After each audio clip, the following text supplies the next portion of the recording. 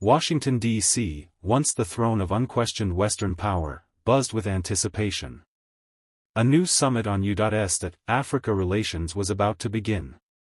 Cameras flashed, officials adjusted their ties, and security agents lined the halls like shadows in suits. But none of that mattered, not today.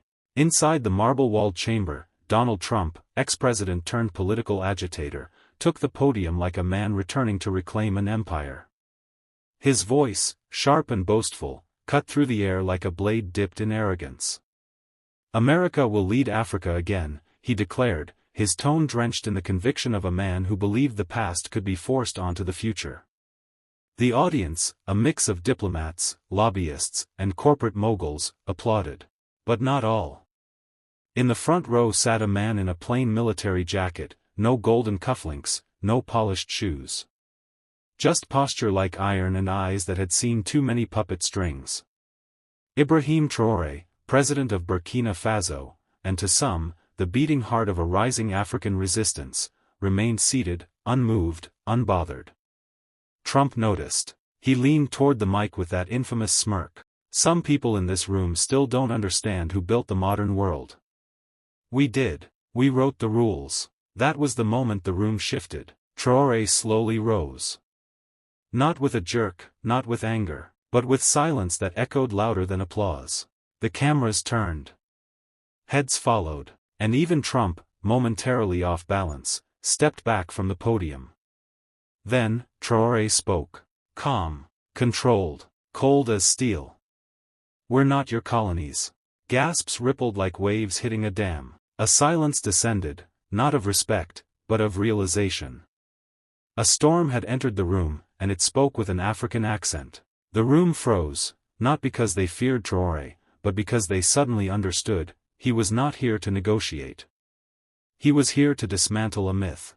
Trump's forced grin faltered. He turned back toward Traoré with the posture of a man trying to summon authority he no longer commanded. "You're welcome to be here," he said, voice tightening, "but don't forget who pays the bills.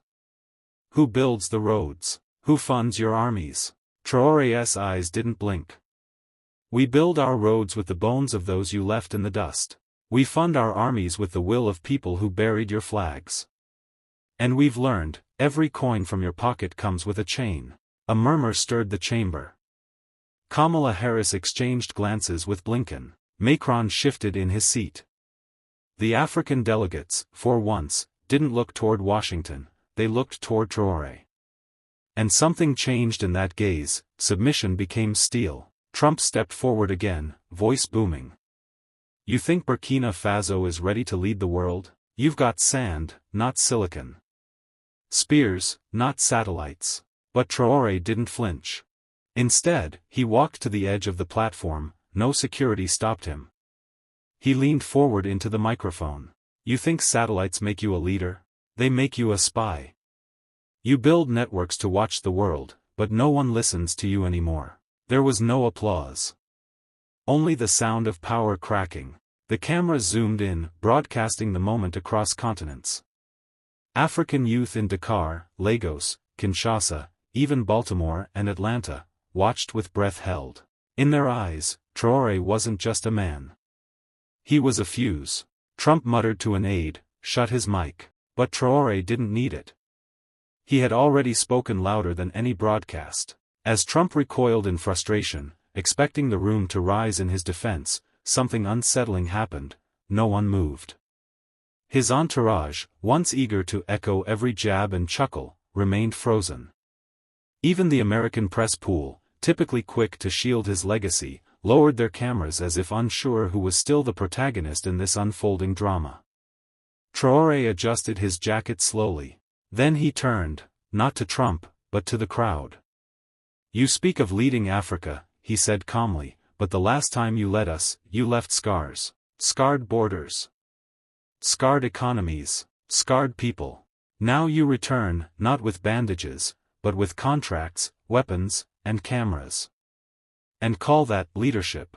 A hush fell like a curtain. An aide to the French delegation whispered, "This isn't a speech, it's an indictment." Trump, red-faced, jabbed a finger in the air. "This man is dangerous. He talks like a revolutionary. You give him a seat today, tomorrow he'll demand the whole table. Traoré smiled. I don't want your table, he said, stepping down from the podium. I'm building my own. Gasps spread across the hall like wildfire. The African Union delegation stood, not out of protocol, but out of pride. Some clapped. Others clenched their fists. Even distant nations, long quiet in the face of imperial echoes, found themselves leaning forward. Trump, sensing the tide slipping from his grip, growled, If we leave, who protects you? China?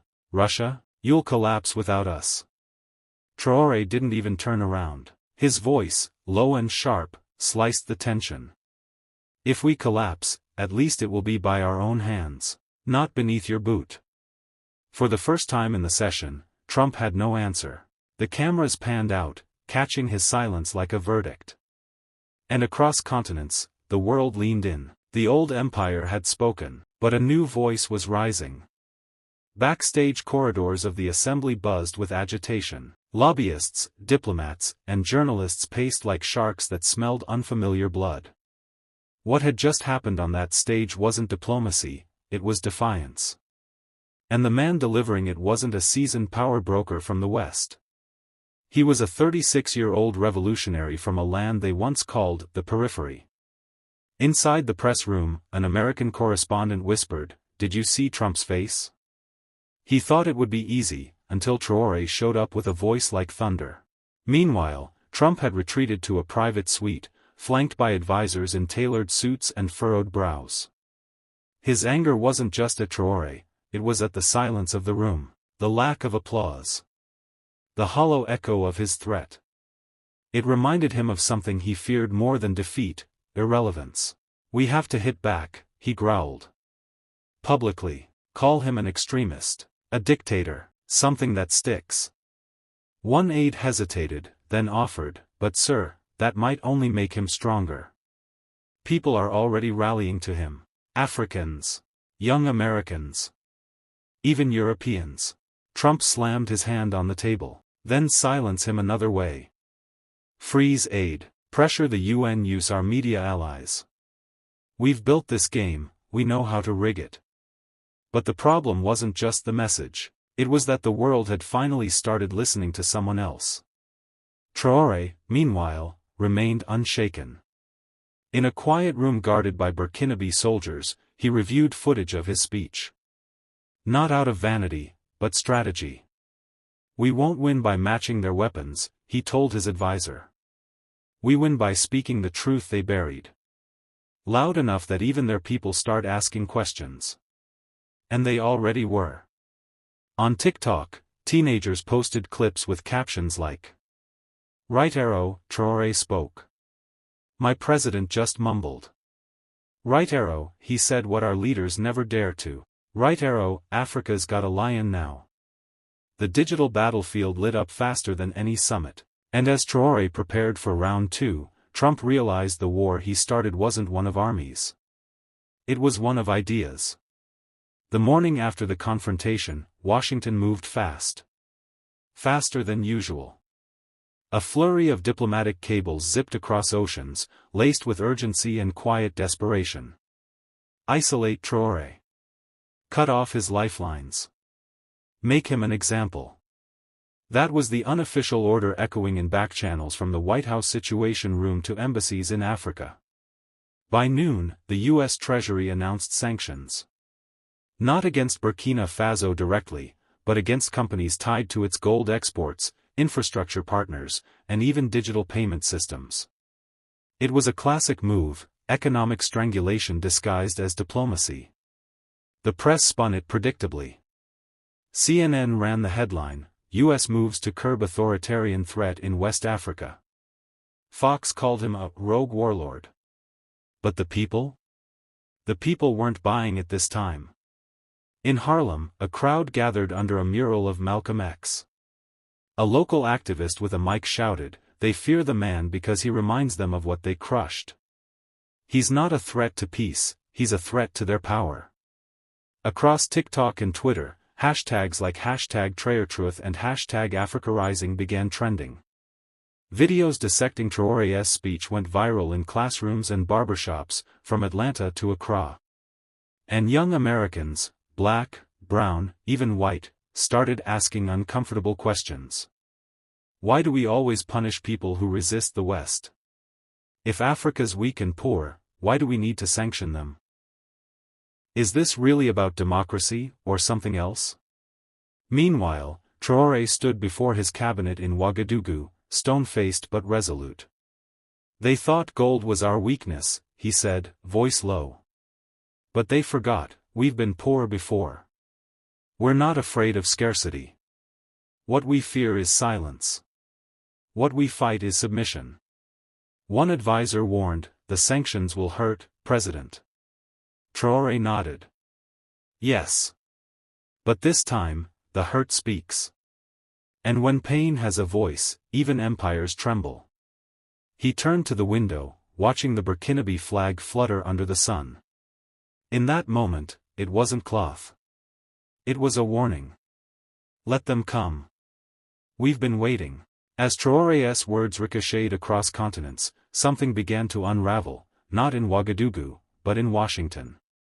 Behind closed doors, advisors clashed. The National Security Council was divided. One aide, slamming a folder onto the table, barked, sanctioning him just made him a hero. Another, more cautious, replied, he's becoming a symbol, and not just in Africa. Look at the U.S. streets. The campuses. The churches. We created a martyr, not a villain. Across the Atlantic, European diplomats squirmed. France, still nursing its colonial guilt and wounded pride, released a careful statement, we respect Burkina Faso's sovereignty, though we remain concerned about its trajectory. A noncommittal whisper. But beneath it, panic brewed. Meanwhile, inside the African Union headquarters in Addis Ababa, an emergency session was called. For once, the room wasn't filled with hollow speeches. Delegates from Mali, Niger, Guinea, and even Ethiopia raised their fists, not just in support of Traoré, but in open defiance of the West. One ambassador stood and declared, for decades, we have bowed our heads in shame, signing their checks with our blood. But now a man has spoken truth to power. And we have no excuse left. The room erupted. And far from those chambers, in the alleyways of Gaza, in refugee camps across Sudan, in the black townships of South Africa, and the urban slums of Haiti, Traoré's voice reached the ears of the forgotten. Not through official channels, but through bootleg phones, shared YouTube links, grainy videos passed hand to hand. He was no longer a president. He was a mirror, and everyone who had ever been silenced saw themselves in his reflection. Back in the White House, Trump's successor, now slouched behind the resolute desk, muttered, why can't he just shut up? A young staffer answered bluntly, because you've tried that before. And this time, he brought the mic. They sent Scott Bessent first. Not a general. Not a politician. But a banker.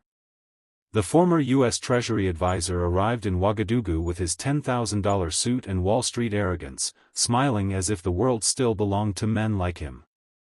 He didn't speak Mossi or French, just the language of capital. The offer he carried was simple. Play along, and the West will flood Burkina Faso with investment. Infrastructure. Loans. Power. Gold refineries. We'll make you the Singapore of West Africa. Just rein it in. Muzzle your speeches. Stay in your lane. Traoré didn't blink. He just listened, calm, unreadable. When Bessent finished, Traoré leaned back in his chair, glanced at his ministers, and then stood. Let me show you something. He led Bessent through the presidential palace, past advisors, past guards, past foreign journalists waiting outside. They stepped into a war room, dimly lit, maps of the Sahel spread across a long table, red circles drawn over foreign military bases, drone surveillance images pinned to the walls. Traoré pointed to a satellite photo of an American outpost in Niger. You built these bases not to protect us, but to watch us. You trained armies not to defend our nations, but to make sure we never stood. And now you offer loans for silence? Besant tried to interject. Look, Ibrahim. But Traoré cut him off, voice ice cold. You came here thinking Africa is for sale. That we're too hungry to say no. Too desperate to resist. But you're wrong. We're not for sale. And we're not afraid anymore. Besant's smile faded. For the first time, he realized this wasn't a negotiation, it was a funeral. For the old world. When Besant left Burkina Faso empty-handed, the shockwaves hit Washington before his plane landed. CNN called it a diplomatic misstep. Bloomberg called it a lost opportunity. But in Africa, it was called something else. Liberation. Traoré's rejection of the West's golden leash became a signal fire. Mali, Niger, and even parts of the Congolese leadership began murmuring support. Across WhatsApp groups, community radio, and underground networks, one phrase surged through the streets. We're not colonies. The IMF tightened its grip. Aid was slashed. Western ambassadors were recalled. Sanctions whispered on the horizon. But Traoré didn't flinch. He knew what came next. The storm always came after defiance. And so he leaned in. He gathered his cabinet and laid out the plan. Gold would no longer be exported raw. It would be refined, stored, and used to back a new regional currency, an African franc, free from French control. No more CFA. No more offshore reserves in Paris. No more middlemen stealing billions from African soil. Then came the boldest move yet. Burkina Faso would offer its gold directly to the East. Not for exploitation, but for equal exchange. Technology for resources. Respect for sovereignty. China. Russia. The BRICS nations. Even Cuba. It wasn't ideological. It was strategic. He wasn't trading one master for another. He was ending the era of masters. Meanwhile, Besant returned to the U.S., humiliated. On Capitol Hill, he testified in closed rooms, painting Traoré as a rising threat to American global interests. But behind his polished words was something more dangerous, fear. Because what scared Washington wasn't just Traoré's defiance. It was that millions were listening. And they were standing up. The White House Situation Room was unusually silent. A classified report labeled AFR Gold/BR24 sat on the Resolute desk. The president flipped through it with increasing alarm. Charts. Maps. Leaked footage. One line stood out in bold. Traoré has become a symbol of African defiance. What unnerved the West wasn't just Burkina Faso's refusal to surrender its gold. It was the ripple effect. African leaders, once obedient, once silent, were now hesitating. Questioning. Whispering resistance. And the source of it all was a young captain who had once commanded a remote garrison in Ouagadougou. They tried propaganda. Western media ran op-eds branding him a dictator, a destabilizing force. They pushed stories of Russian influence, of Chinese manipulation, of terrorism risks. But none of it stuck. Because Traoré didn't respond with speeches. He responded with results. Under his leadership, Burkina Faso's mines, long plundered by foreign conglomerates, were now being operated by local cooperatives. Revenue wasn't vanishing into offshore accounts, it was rebuilding schools, clinics, and infrastructure.